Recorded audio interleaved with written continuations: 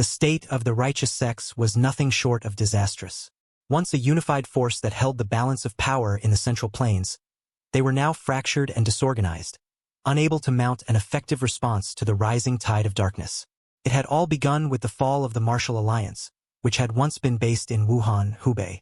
When it collapsed, a void had been created, and into that void had stepped the Heaven's Brilliance Demon Lord, a malevolent force that quickly took control. The demon faction's rise marked a profound shift in the power dynamics of the region, as it operated openly, unchallenged, within the very heart of the Central Plains. The decisive blow had been dealt by a series of coordinated attacks. While the Black Death Alliance struck mercilessly, eradicating 3 of the 5 great families, the Heaven's Brilliance Demon Lord had set its sights on the Martial Alliance. The righteous sects, long accustomed to their dominance, had failed to respond with any sense of urgency. Each sect was too preoccupied with protecting its own territory, too blinded by internal concerns to address the much greater threat that loomed on the horizon. Even now, the righteous sects found themselves scrambling to salvage what they could, unable to form a cohesive front against the ever-growing menace. The attacks had devastated them, leaving them unable to unify or provide any meaningful resistance. And though there remained a glimmer of hope, should the Heaven's Brilliance Demon Lord be driven out, the situation was far from simple. The right of leadership, once held by the Martial Alliance, was now lost in the chaos, leaving no one to take charge of the righteous sections. Without a central authority, the scattered forces lacked direction and purpose. The once proud sects had become little more than a collection of isolated entities, each struggling to protect its own interests in the midst of a collapsing order. The question that loomed heavy in the air was no longer whether the Demon Lord could be defeated, but who would rise to restore order to the righteous forces. Who would rebuild the shattered leadership? Yeon-Myeong's brow furrowed in frustration as he pondered the state of affairs. The righteous sects, scattered and disjointed, were too focused on their own survival to ever stand united against a common enemy. Without a shared purpose, they would inevitably turn on each other, fighting over resources in a desperate bid for power. The thought gnawed at him. Their disarray was worse than the chaos caused by the Black Death Alliance itself. It had all grown tiresome. Yeon-Myeong had long yearned for a simpler life, free from the endless conflicts and battles. Yet, trouble seemed to follow him from every direction. With each passing day, the world around him seemed to sink deeper into disorder, and his responsibilities multiplied. For a fleeting moment, he considered the unthinkable. What if he were to step in and take control? What if, instead of merely observing the disintegration of the righteous sects, he took charge and restored order? Yeon-Myeong stood tall, his gaze unwavering as he made his decision clear. The collapse of the old alliance left a vacuum that needed to be filled, and the first step was to re-establish a central leadership to unite the scattered forces. The idea had solidified in his mind. Without this crucial structure, the righteous sects would remain divided, unable to mount any effective resistance against the growing demonic threat. Chong Yoon, who had been listening intently, showed visible relief. He had been hoping for such a response, and his face brightened with the possibility of cooperation. However, Yeon-Myeong's words were precise and calculated. While the notion of rebuilding the Martial Alliance was a step in the right direction, it would not happen immediately. Yeon-Myeong's priority remained clear. The fight against the demonic cult, particularly the Heaven's Brilliance Demon Lord, had to come first. The greater war was still looming on the horizon, and that threat had to be neutralized before anything else could be done. Yet, even as the immediate plan took shape, Yeon-Myeong was aware of the challenges ahead. Both the joint sect and Kunlun would be required to collaborate on pushing back against the demonic forces, but someone would need to take charge of organizing efforts on both fronts. Chong Yoon eagerly offered his support. Yet, before he could continue, Yeon-Myeong cut him off with a firm declaration.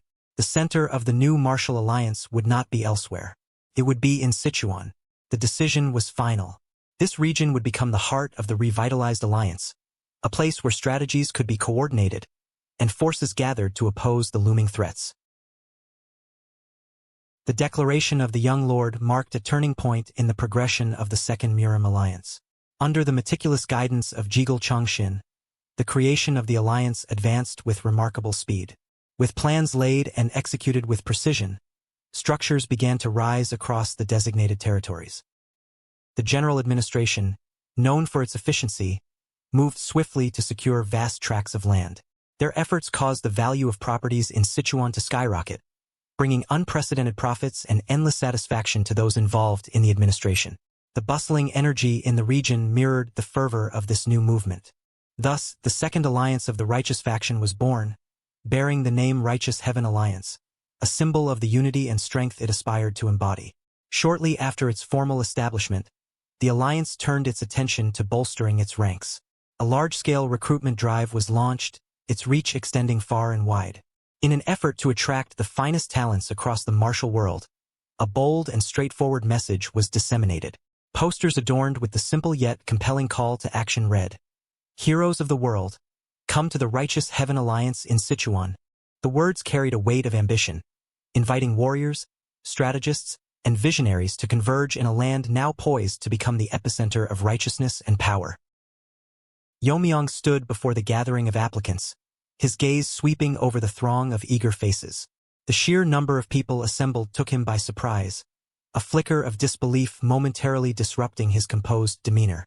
The scale of the turnout was far beyond his expectations, and the reality of the alliance's growing influence struck him with force.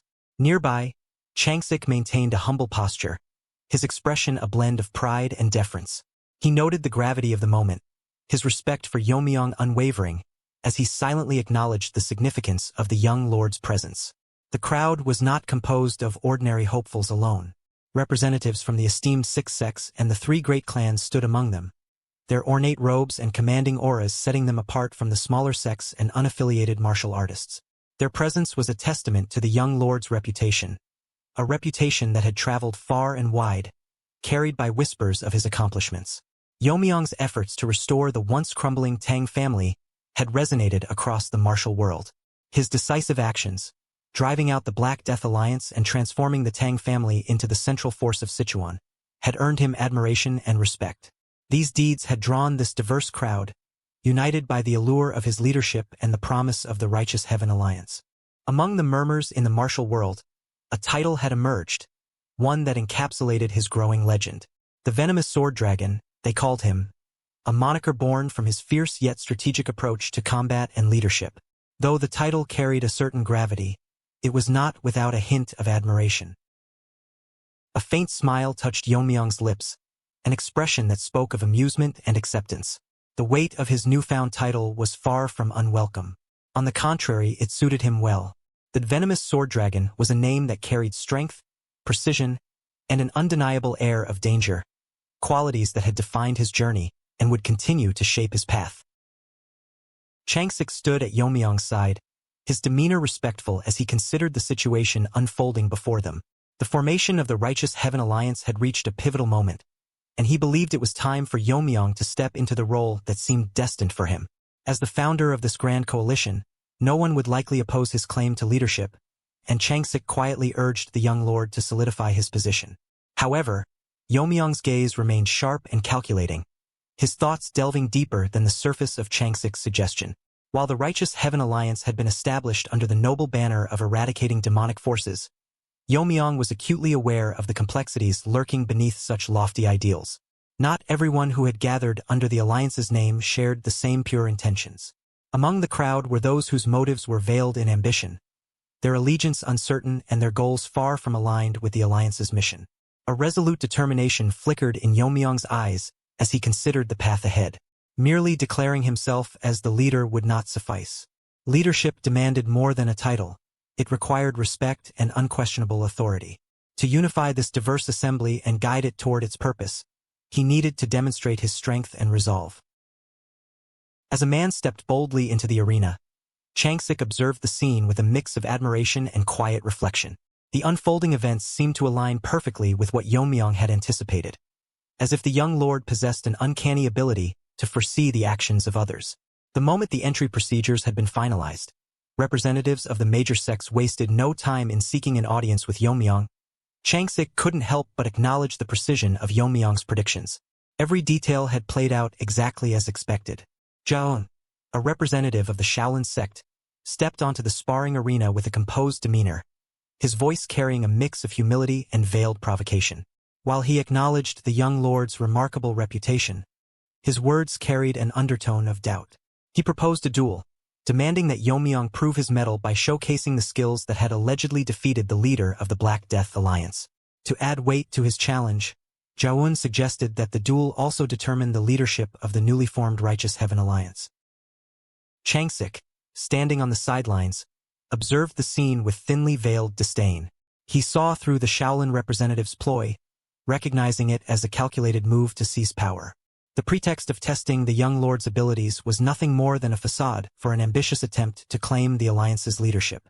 His thoughts turned grim as he reflected on the situation. In this tumultuous era, marked by the relentless rise of demonic forces, territories had become battlegrounds for supremacy. Sichuan, which had long been spared from demonic invasions due to the Black Death Alliance's dominance, now lay unclaimed in the wake of the alliance leader's defeat. The void left behind had turned the region into a coveted prize, ripe for a new power to establish its roots. For those with ambition, the opportunity was too tempting to ignore.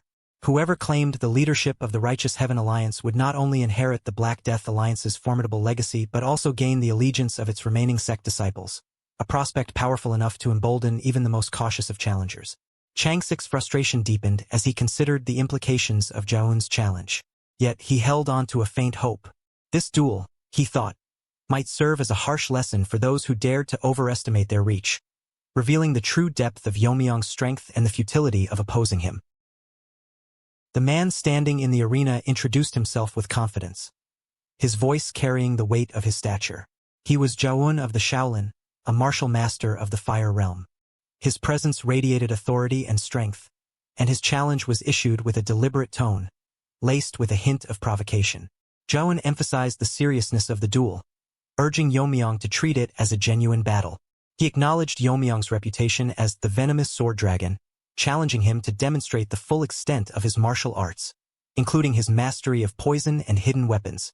The remark carried an underlying edge, subtly questioning the young lord's capabilities while masking it as a call for fairness. Yeon-Myeong, however, remained unfazed. His response was calm, tinged with a touch of sardonic amusement. The idea of relying on poison or hidden weapons in such a duel seemed almost beneath him. Instead, he declared his intent to rely solely on his sword. It was a deliberate choice, underscoring both his confidence in his skill and his disdain for the insinuation that he needed anything more to prove himself. There was no trace of arrogance in his demeanor, only a composed resolve, as if the outcome of the duel was already decided in his mind. To Yeon-Myeong, this was not merely a test of strength but a stage to assert his authority and remind everyone present of the weight behind his title. Yeon-Myeong and Jones stood opposite each other in the arena, the tension between them palpable. The gathered crowd watched in hushed anticipation, their eyes fixed on the two martial masters about to engage in a battle that would determine the future leadership of the Righteous Heaven Alliance. Changsik stepped forward, his voice ringing out clearly across the arena, signaling the beginning of the duel. Both Yeon-Myeong and Joan gave resolute nods, their gazes locked in silent acknowledgement of the challenge before them. With an authoritative tone, Changsik announced the stakes of the match. He introduced Jaewoon as a master of the Shaolin sect, a renowned figure in the martial world, and Yeon-Myeong as the young lord of the Tang Family, celebrated for his title, the venomous sword dragon. This duel, fought not only for honor but also for the leadership of the newly formed alliance, carried immense weight. As Changsik concluded his announcement, the arena grew still, the air charged with anticipation.